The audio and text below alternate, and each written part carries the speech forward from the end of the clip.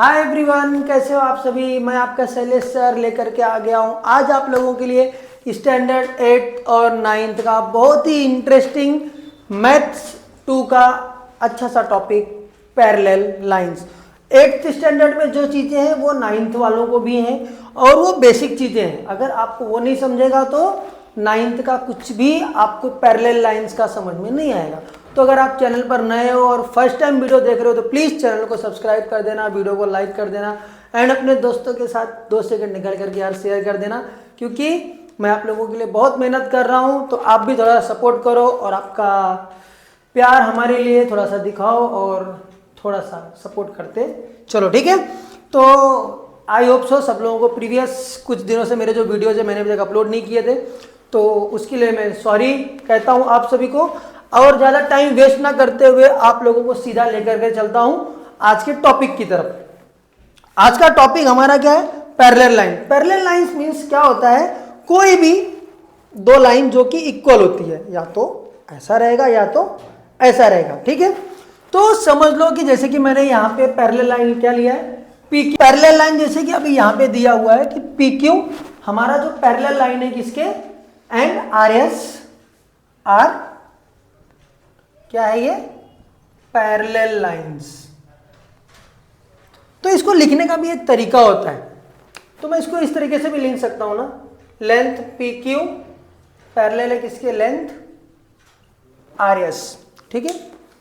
यहां तक मैंने जो भी चीजें लिखी है वो हम लोगों को डायग्राम में दिया हुआ है। P Q and R S ये क्या है, पैरेलल लाइंस है और उसको सिंबॉलिकली हम लोगों ने इस तरीके से लिखा। देखो आगे इसमें ना एक ट्रांसवर्सल लाइन में क्या होता है, कोई भी एक तिर्यक रेखा, अगर आप हिंदी में बोलोगे तो क्या होती है, तिर्यक रेखा। तो तिर्यक रेखा क्या है, इसके अंदर हमारा line A N T, line A T is अ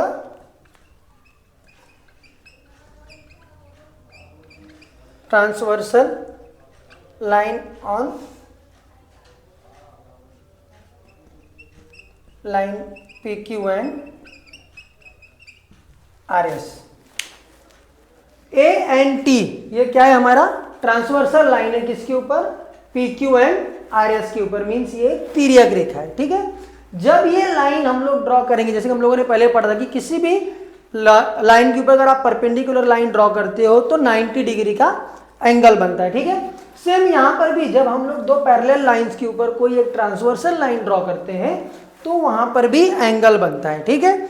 अब वो कौन कौन से एंगल बन सकते हैं वो मैं अब आपको आगे बताने चल रहा हूं।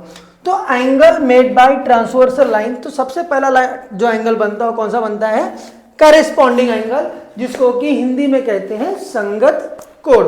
तो ये समझने का सबसे पहला सिंपल सा तरीका, देखो हमारे पास यहाँ पे सेम है P Q and R S, हम लोगों ने दो पैरेलल लाइन लिया है और जो एटी जो मैंने यहाँ पे भी लिया था सेम डायग्राम मैंने यहाँ पे लिया है, ठीक है। और एम और एन ये जो 2 पॉइंट्स है, 2 पॉइंट्स है कहाँ पे, लाइन पी क्यू और लाइन आर एस के ऊपर, जो कि ट्रांसवर्सल लाइन इन दोनों लाइंस को, पैरेलल लाइंस को इन पॉइंट्स के ऊपर क्या कर रही है, वो कट कर रही है। सिंपल सी भाषा में समझ में आ गया, ठीक है। अब मैं बताता हूं कि करेस्पॉन्डिंग एंगल होता क्या है, ठीक है। करेस्पॉन्डिंग एंगल सिंपल लैंग्वेज में समझ लो, या तो ये जो ट्रांसवर्सल लाइन है, करेस्पॉन्डिंग एंगल इस ट्रांसवर्सल लाइन के या तो इस साइड बनेगा या तो इस साइड बनेगा, ठीक है। सेम साइड में ही बनेगा, सिंपल सी लैंग्वेज में अगर मैं कहूं तो, कि वो ट्रांसवर्सल लाइन के एक ही साइड में बनेगा। दोनों भी एंगल या तो वो लेफ्ट हैंड साइड में बनेगा या तो वो राइट हैंड साइड में बनेगा।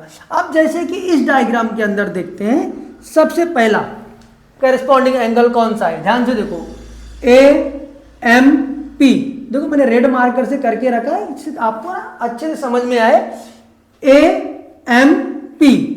सो angle A M P and दूसरा कौन सा है, M N and R, angle M N R. ये दोनों भी एंगल ट्रांसवर्सल लाइन के एक ही साइड बन रहा है, मीन्स लेफ्ट हैंड साइड बन रहा है, ठीक है। अब सेकेंड वन देखो, P M N, second one कौन सा है, angle P M N and angle R N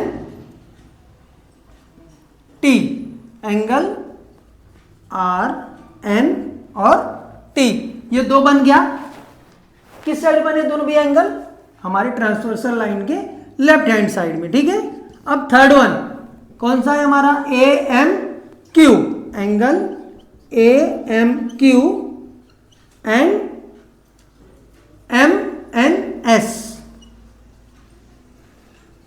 बहुत लोगों का एंगल एम एन एस का नाम लेता हूं तो मन से याद आ जाता है। फोर्थ वन क्या होता है? देखो Q M N, angle Q M N and angle S N T.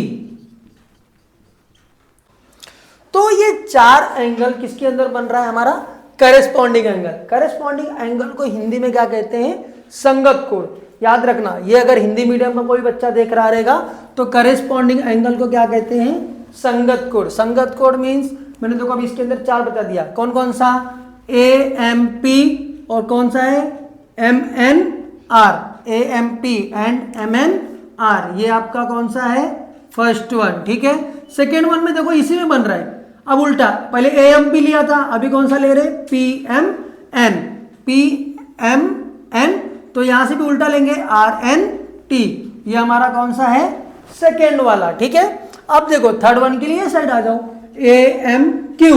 अब ए एम क्यू लिया है तो यहां पे क्या लिया है? एम एन एस, ये कौन सा है? थर्ड। अब इसका अपोजिट क्यू एम एन और एस एन टी, ये हमारा कौन सा है? Fourth one. तो इस प्रकार से करेस्पॉन्डिंग एंगल में हम लोगों को इसके अंदर चार एंगल्स मिले, मतलब टोटल फोर इधर मीन्स टोटल 8 एंगल्स बने, ठीक है।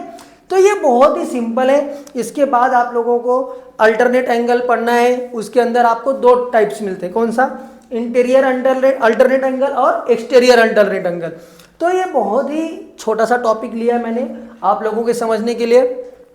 तो कुछ चीज़ें आपको खुद से ही ऐसा डायग्राम बना करके थोड़ा सा प्रैक्टिस करना, अगर आप प्रैक्टिस नहीं करोगे तो ये चीज़ें आपको समझ में नहीं आएगी। 8th वाले आप लोगों के लिए ये स्टार्टिंग है, 9th वालों के लिए बेसिक है, क्योंकि इसके बाद आपको और भी डीपली इसके बारे में पढ़ना है और बहुत सारे थ्योरम्स भी इसके ऊपर है। तो प्लीज़ 8th और 9th दोनों भी लोगों का इसके अंदर सारे टॉपिक्स में कवर कर रहा हूँ। आप लोगों के लिए बेस्ट अपॉर्चुनिटी है एक साथ पढ़ने की, एक साथ समझने की। तो कोई भी रहे 8th स्टैंडर्ड का या 9th स्टैंडर्ड का, प्लीज़ अच्छे से यहाँ से गो थ्रू हो जाओ, थोड़ा सा बेसिक क्लियर करके लो, जिससे आगे आपको परेशानी ना हो, ठीक है। तो इसी के साथ मैं इस वीडियो को आज यहीं पे एंड करता हूँ। नेक्स्ट सेशन में हम लोग अल्टरनेट एंगल के बारे में पढ़ेंगे और उसके कुछ डीपली नॉलेज देख लेंगे, ठीक है। तो अगर आप चैनल पर नए हो तो फिर से रिक्वेस्ट है, प्लीज़ यार सब्सक्राइब कर दो, लाइक कर दो एंड अपने दोस्तों के साथ शेयर कर दो, ठीक है। Thank you so much and good bye.